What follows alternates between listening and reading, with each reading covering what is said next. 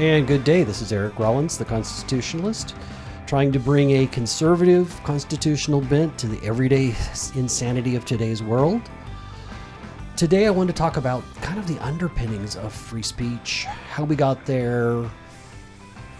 I will get a little bit into there's a civil war, obviously, between the right and the left, which has existed for a long time, but also interestingly enough, I think there's a civil war between the woke leftists like AOC and Bernie, you know, the ones that aren't quite brave enough to claim they're a communist, but everything they want seems to be about communism.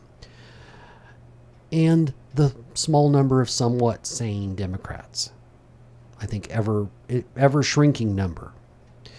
Anyway, in Clovis, strangely enough, pretty conservative little town, not that little anymore. We have 5 council members, all of which are Republicans, 4 of which I believe are actually Republicans. And we don't have In God We Trust in the council chambers. Now, I think that's important because it sends a message, because it reminds us of our foundations, and we don't have it. Now, we have it in the county of Fresno. That happened recently. The county is not near as conservative or as Christian or as religious, for that matter, as the city of Clovis. We have it in Fresno City Council chambers, where it passed, but we don't yet have it. But there's a movement to make that happen. So if you're one of my listeners that happens to be a little more local to me, this is an issue I care about, reach out. We've got 5 council members. They'd all be willing to hear from you. I'm not sure they'd all love to hear from you, but they'll all be willing to hear from you on this issue. And I would actually ask as a favor to me, if you live in the Clovis area, you do business in the Clovis area, you have family in the Clovis, California area, you speak up on what you think of having In God We Trust in council chambers. I think it reminds us of our foundations.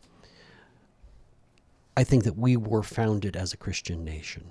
And a lot of people will argue about that. Well, no, there's this separation of church and state. If we look at the original 13 colonies, 9 of the 13, because before we actually had the Constitution, we were a federation of states for just a short period of years.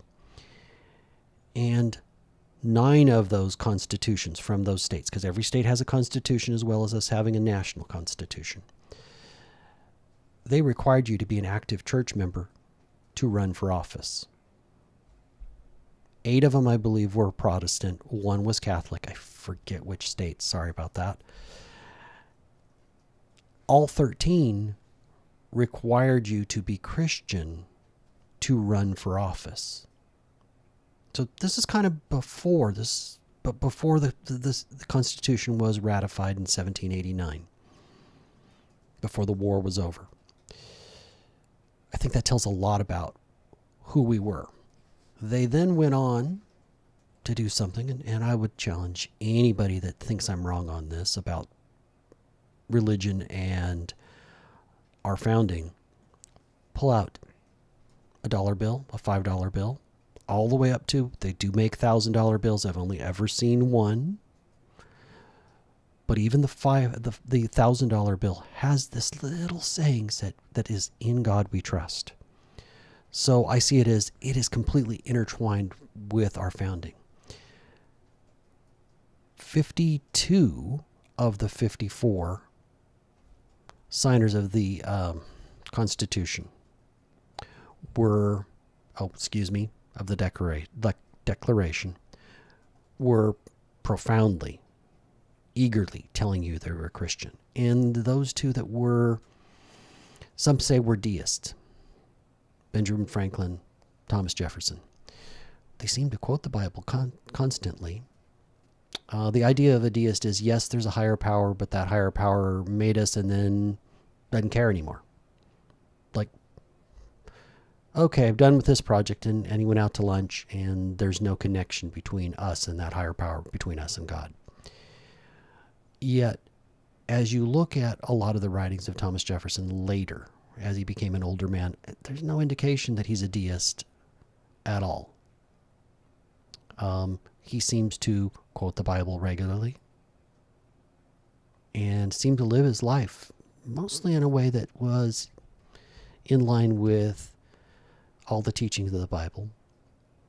I would say that Benjamin Franklin, though they called him a deist, for some reason, when they were having this loggerhead, they couldn't quite decide what to do on a hot day in Philadelphia as they're writing the Constitution. And they were just kind of stuck. And he said, let's adjourn for a minute, and I'm going to go hire a pastor or a priest. I don't know whether it was a pastor or a priest, to come in and pray for us. Benjamin Franklin did that. And then after that prayer, things started flowing again. They realized that, we have this common shared humanity. So the left has done its best to try to separate that part of our existence from government. Like, they don't work together. And I would say government doesn't work without those moral underpinnings that come from God. Government doesn't work unless our rights are granted from God. So let's first address the rights. If the rights come from government, rather than God, they can be taken away. It's just whatever the people decide, right? So you could totally redefine morality without those rights being granted by God. The left has done its best to separate the two. Now, why would that be? I don't think the atheists have the right vision of the world. I think they should actually be thankful that their rights are granted from God, even if they don't believe in God. We have free will. They can make that choice. But it means that government can't step in and do whatever it wants. For instance, the Soviet Union had a pretty nice constitution. You read it and you think, wow, that's great. And then you look at the reality on the ground of what happened under communism in the Soviet Union. And you had a ruling elite. And if you crossed the ruling elite, you disappeared. Maybe you went to a concentration camp, work camp, whatever you want to call it, or maybe you just disappeared and nobody ever saw you again at all. Yet they have a nice constitution that sounds like it's going to protect their rights. Well, it doesn't work if you don't have all of these underpinnings. And I believe that the idea that we all have an equality, and we all have an equality under the eyes of God. It's like, okay, we might not have all the same gifts, but my soul is no more valuable than your soul. For instance, if you were to look at Hinduism and it had a caste system that went with it, so you were ranging from the kind of untouchables all the way up to this ruling elite class, and those people were not seen as equal. And Christianity sees everybody as equal. Well, if everybody's equal, then that means that everybody should have a voice, right?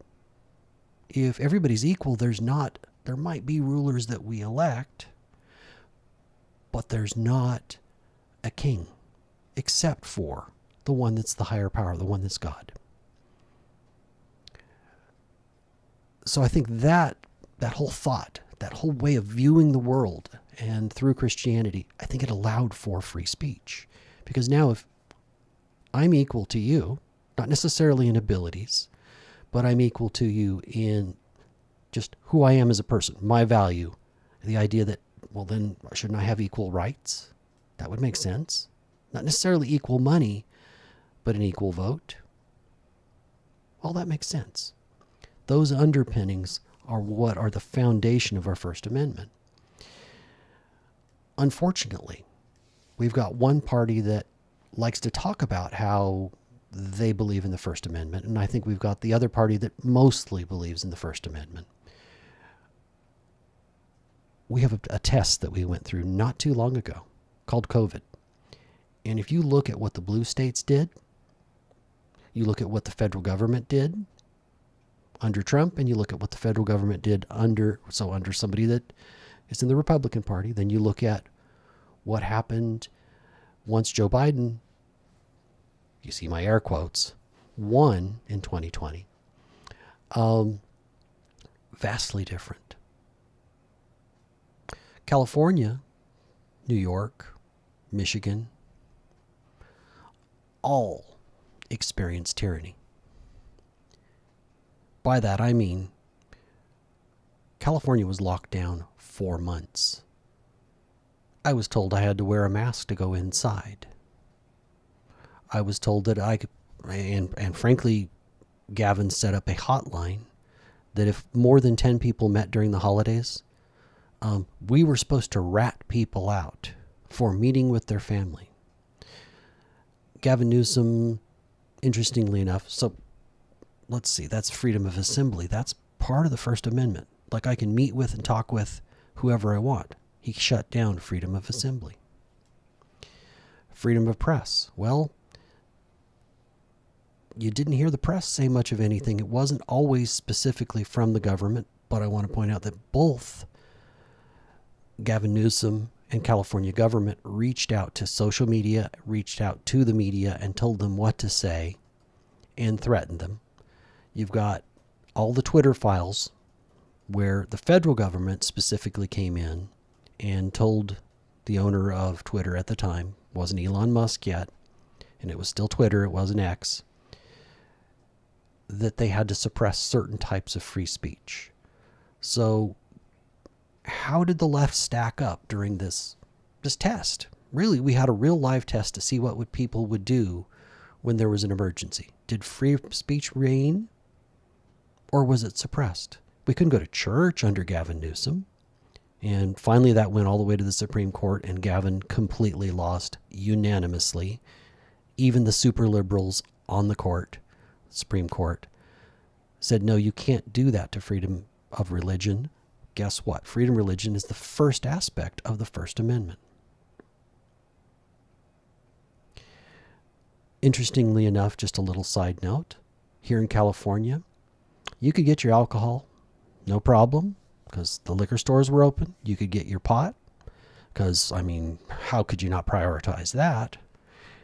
And you could go to a strip club. Couldn't go to church, but you could go to a strip club. That was the test. How did those leftist states do? Now let's look at a state that I think is a little more reasonable that got tested at the same time. By the way, all 3 of those states have lost population. So people voted with their feet. Let's look at Florida. Florida has done nothing but thrive. And while they had some COVID measures, people were still in school.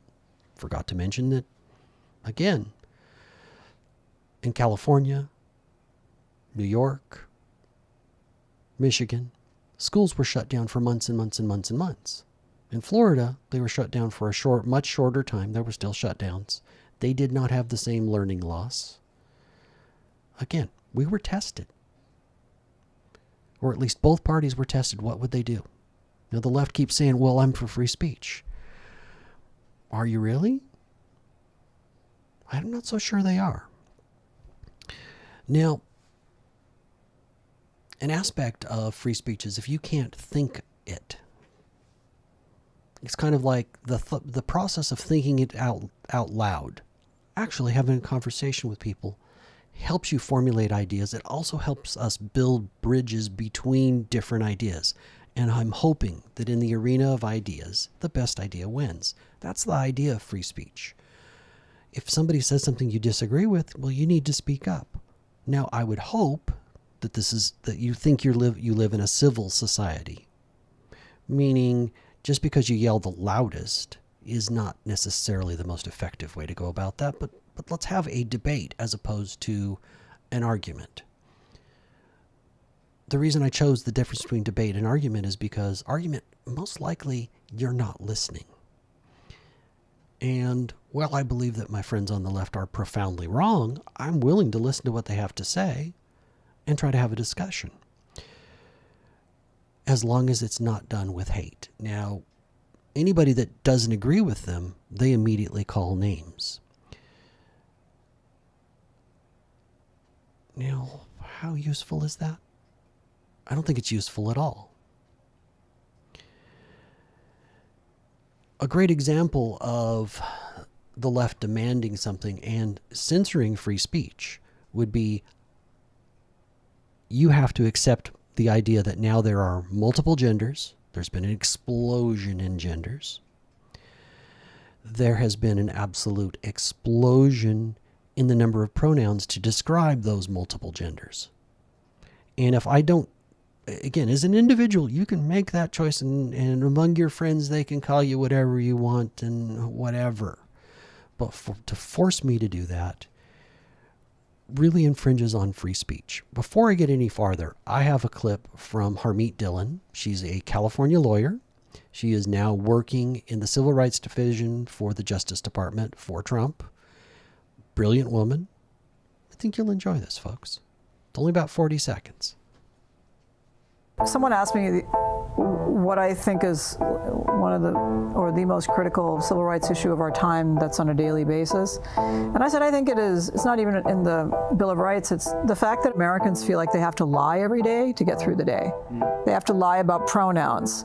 They have to lie about the person in the cubicle next to them being qualified if they aren't. They have to pretend to laugh at and like certain types of jokes, late night comedians when they don't agree with them. They have to tell their friend in the book club that it's really cool that they're transitioning their 5-year-old child when they don't believe that. It's ultimately very corrosive to our souls, but also to our society to constantly be lying. So you hear that?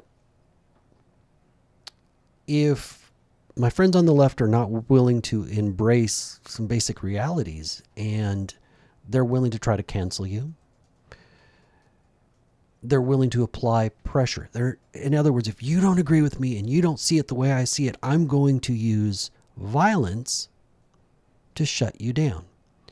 And that seems to be the path that the left is on right now, especially because people like AOC, Bernie Sanders, Zoran Mondami. No, it's Moron Mondami. It's definitely Moron, running for mayor of New York.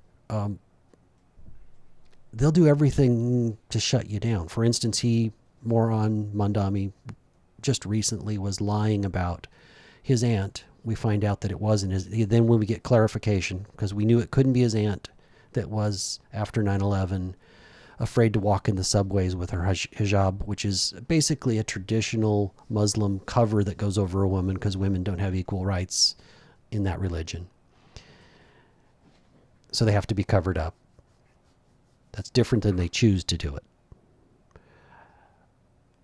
So he lied about how she was afraid to do that. He said it was his aunt, and then we found out that no, his aunt was in Tanzania. And he's like, well, no, I really meant my dad's cousin. And then we found out that that woman also wasn't even in the United States. I think she was in Tanzania, but I think he's from Uganda, so somewhere in East Africa. I'm confident in East Africa. I'm not confident which country.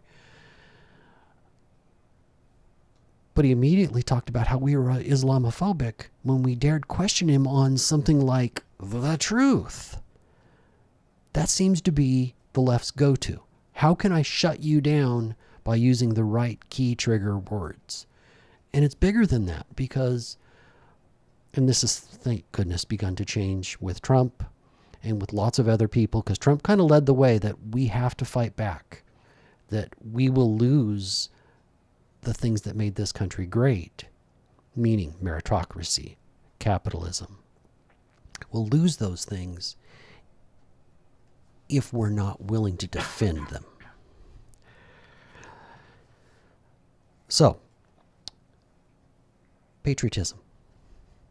Do you know that patriotism, just the idea that I'm proud of my country, and by the way, folks, so you can see on camera, I identify as an American.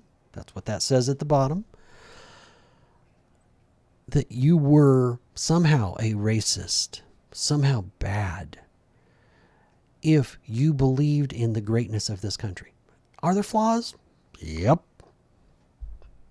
Should some things have been done differently over the years? Yep. Does that mean that the idea that we're all equal, that we all have the right to defend ourselves, we all have the right to life, liberty, and the pursuit of happiness, that we all have the ability to speak about whatever we want? Doesn't mean anybody has to listen, but we have the right to say it. Yeah. Another place that the left, I think, is absolutely crazy is basically they've set up this reverse racism system called diversity, equity, and inclusion, where it sees your color first. So rather than using education to try to help those, and again, I think the only way the government should be making and helping people is those that are poorer, not skin color, those that are poorer. Shouldn't you get some help from the government? Because you're already giving help, but it should be decided not by skin color in education, so that those people that want to thrive can use education as a way to thrive, to become the best. In other words, to set up, just like in sports, the very best players get on the best teams. Those best teams have a budget. They can afford to buy the best players, or hire the best players. I shouldn't say buy. Well, I want the very best, and skin color doesn't matter. If we go back to that idea of God sees us all equally, skin color doesn't matter. That doesn't mean that different cultures might not have value. I'm not saying that I'm willing to give up the brilliance of the first Hispanic that invented the taco. That person, thank you, one of my very favorite foods. I can even see my producer woke right up when I said that. I'm hungry now. There you go. Unfortunately, I've already had lunch. So anyway, kind of a crazy thought, but my point was, I'm not bashing anybody's culture. I'm just saying skin color shouldn't be making the decisions. Those that need a hand up should be getting the hand up because they're poor.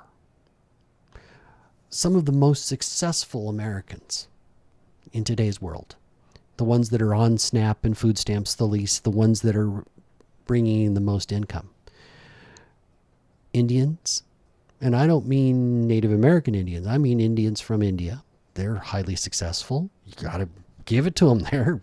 Absolutely. They saw the American dream, got the opportunity, and they're grabbing it.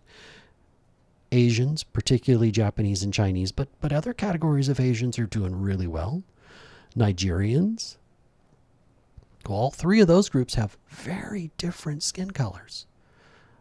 But I'm so glad that they access their white privilege to become successful Americans, to do way better than average. But the left, in the crazy world that they live in, now they have to call them names. They have to use violence, sometimes violence, but at least intimidation, to try to shut them down, because they can't have somebody succeeding that's the wrong color unless they had their help. And I would say that the help, most people, the most important thing they can do is help themselves. Now that's by making some reasonable choices. Don't have kids before you get married. Stay together. Buy a home. Work.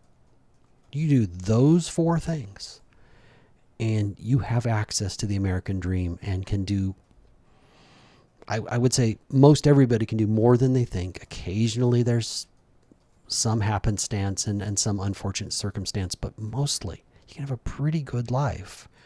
Even our poor people in this country, they have more, significantly more than most of the world. I would venture that our homeless are better off than a whole large percentage of the world, because if they're willing to go to the homeless shelter or go to some soup kitchen, at least they get fed. They get a phone.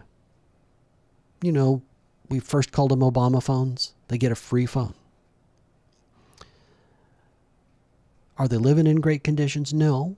And some of them it's totally choice. Some of them they're mentally ill, a large percentage are addicted to drugs. Those two things often, most of the time, go hand in hand. So I do feel sorry for them. We got to take care of them. But I don't think that's by a hand up and by requiring accountability. You can't just live wherever you want and steal to finance your drugs. It's just not okay. Another place that the left is completely unreasonable. They've decided that because more people of a certain skin color are in jail, particularly African Americans, that we need to defund the police because some police have behaved badly. We also need to defund the police because everything doesn't match up to the numbers. Like, by the numbers, I mean what percentage of the population is a particular skin color. And they think everything needs to absolutely match. And I don't think life works that way. For instance, it was a dream of mine. I like playing basketball, but I had several strikes against me. You know that about 80% of the NBA happens to be African American. For some reason, they tend to be tall and have real skills. I didn't get those skills. But you're called white. I thought your nickname was White Chocolate. It is, but somehow I didn't, the white privilege doesn't transfer over into the NBA, and I don't understand why. Wow. I'm too short. That's not my fault. I know you're too short also to play in the NBA. I used to be 6'4". In another life. Yeah. Well, but you woke up then. Yeah. I'm 5. Yeah, almost 6. I'm 6 foot. I'm 6 inches from 6 foot. That's a long way. Well, with the right high heels, you could pull that off. Hey. These are Nikes. They don't have heels. Maybe they do. Well, I bet you Nike makes a pair that has some heels. Because Nike's pretty woke. No, that'd be weird. Just walking in. I'm going to get my kneecaps done. In Mexico, you could break your legs and expand it. But never mind. Okay. Anyway, getting back to that idea, the police should be defunded because the numbers don't match up because too many people of a particular skin color are being arrested. Well, if we stopped looking at their skin color and just went, well, wait a minute. How many people are being arrested and why are they being arrested? Is it for violent crimes? If we look at assault and murder, it's typically inner city, and the United States gets pushed into we're somewhere in the top 10 in murders in the world for a country. But if we subtract our worst 10 cities, you know that we dropped to about number 200? Okay, so clearly something else is going on. I think it is an epidemic of fatherless children, where the father does not play a significant role in the household. And sadly, in some cultures within the inner city, that's the case. Since I'm white chocolate, I guess I get to mention this. It's mostly African Americans. By the way, I am 1% black according to Ancestry DNA. So somewhere along the line, one of my ancestors decided that was a lot of fun. Did you see the clip on Wonder Bread? Oh, with Gavin? Yeah. I have that, but that was interesting. He changed his white chocolate demeanor. Oh, yes. Yeah. That was actually hilarious. If you got it, people need to see that. They need to understand what a phony... As he's talking about this, I want to point out, he's talking about when he's in high school. Now, this is a kid that had I don't know how much the scarf was. Today, to have a Burberry scarf and be featured in a magazine as basically a fashion model in high school, and that's Gavin Newsom. That scarf, just the scarf, in today's world is almost $600. Yet he's talking about how he was poor when he went on a podcast with these African-American NBA players, and he's trying to find a way to relate, but he's lying to do it. Let's play that. Started, just getting obsessed, sitting there with the Wonder Bread and 5 stacks of, it's like the White Stack 5 story. Come on. Kraft macaroni and cheese. Man, bro. Are you talking about me? Yo, YG. YG, but man. Every day in the backyard, just bouncing the basketball, throwing the ball against the wall until the ball is just like fraying, man. And your arms Entertaining fall yourself. off. That's it, whole thing. So just, and then, then this student that was is in the back with his head down, all of a sudden started throwing the baseball a little faster than everyone else. And started, make a few free throws because I was sitting there practicing 500 of them every damn night. And in high school, I look up in the stands, my dad's back up there. Okay, dope. And it's like, man, and then he's bringing his friends, and you're captain of the team, and you're like, gee, and it just saved me. Well, first of all, he doesn't seem to realize that baseball and basketball are different sports. Newsflash, they are. I'm not good at either one, but, they're different sports. Does anybody really believe that he had to have a stack of Wonder Bread and that he had to eat mac and cheese when he was a poor little rich kid? You realize his dad was the main attorney for the Gettys. From the Getty oil fortune. I love that. He sounds like he's auditioning. The accent audition. Gavin's new street voice. I love that. Oh, yeah. It's like, what's up, bro? Yeah. Just crazy. Well, I'm going to shift gears a little bit. Prop 50, brought to us especially by Gavin Newsom. I see it as destructive. He says it's in response to what Texas is doing. Texas was sued by the Biden administration and the DOJ, Department of Justice, within the Biden administration. They were so sure that they would win, that they would be able to somehow influence that. But instead, Trump won. Now, the courts ruled that Texas had to redistrict. And they do have a legitimate argument to redistrict when they have, since the last census, because it's in theory, we only redistrict during censuses every 10 years. They had 2 million people move in. So that's a huge shift. And the courts told them they had to do it. And then Gavin eagerly took, I believe it was Jeff Bezos' $6 million and George Soros' $10 million and a bunch of other very rich people's money to put up Prop 50, which redraws all the lines. I'm not sure which congressional district I'd be sitting in right now, but Clovis expands the number of districts.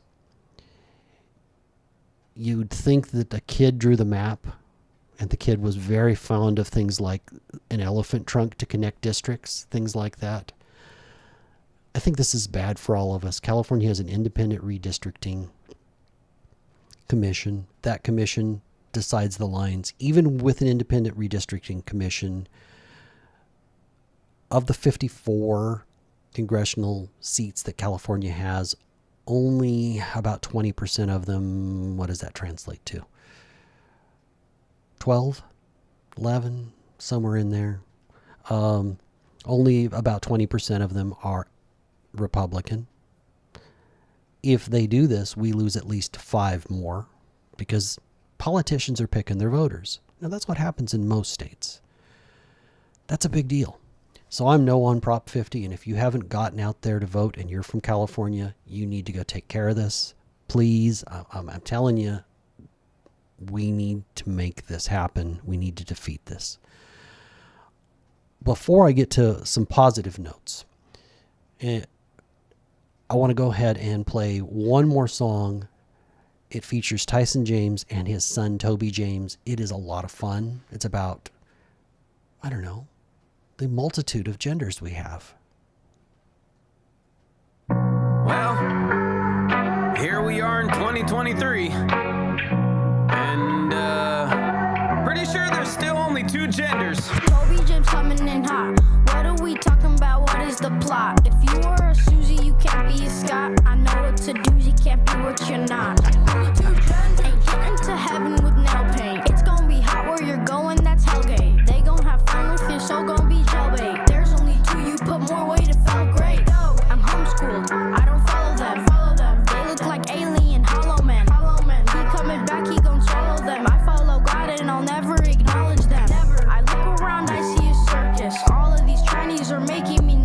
I would encourage all of you to check out Tyson James and this kid.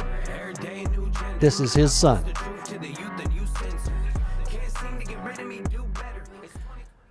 So anyway, Tyson James, check him out. He's a rap artist on the conservative side. Hey, you have the moves off camera. You're right on the floor spinning.